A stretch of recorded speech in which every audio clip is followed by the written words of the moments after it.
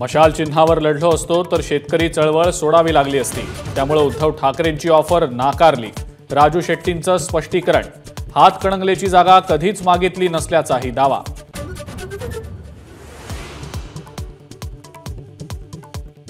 पाचव्या टप्प्यातील उमेदवारी अर्ज मागे घेण्याचा आजचा शेवटचा दिवस। मुंबई, नाशिकसह धुळ्यातील अंतिम लढती आज ठरणार।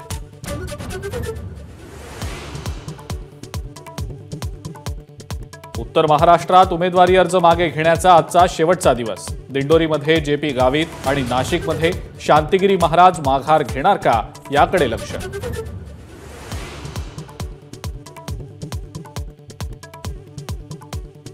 तिसऱ्या टप्प्यात 11 मतदारसंघांसाठी उद्या मतदान, तर बारामतीसह रायगड, रत्नागिरी, सिंधुदुर्गात मतदार राजा आपला कौल देणार।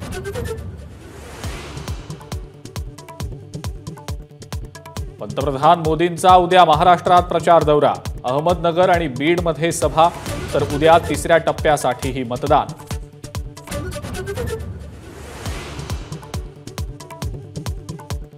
झारखंडमध्ये ईडीची मोठी कारवाई। झारखंड ग्रामविकास विभागाचे मुख्य अभियंता अटकेत, तर विविध योजनांमध्ये झालेल्या भ्रष्टाचार प्रकरणी ईडीकडून तपास सुरू।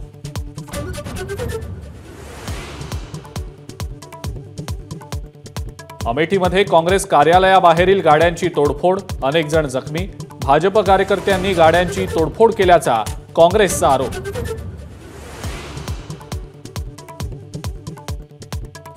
नाशिकच्या आयसीआयसीआय होम फायनान्समध्ये दरोडा, लॉकरमधून 222 खातेदारांचे तब्बल 5 कोटींचे दागिने गायब।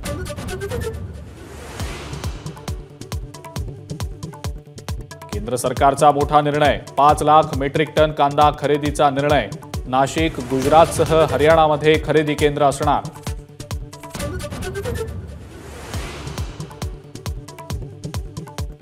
सोलापुरात भीषण पाणी टंचाई, 10 मे पासून उजनी धरणातून सोलापूरकरांसाठी पाणी सोडण्याचा निर्णय।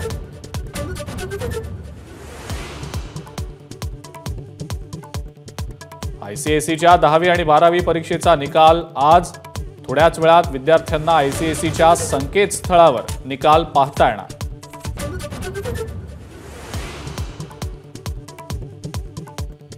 आणि भारतीय महिला आणि पुरुष रिले संघ पॅरिस ऑलिम्पिकसाठी पात्र। जागतिक ॲथलेटिक्स रिले स्पर्धेमध्ये पुरुष आणि महिला संघाचा दुसरा क्रमांक। एबीपी माझा, उघडा डोळे बघा नीट।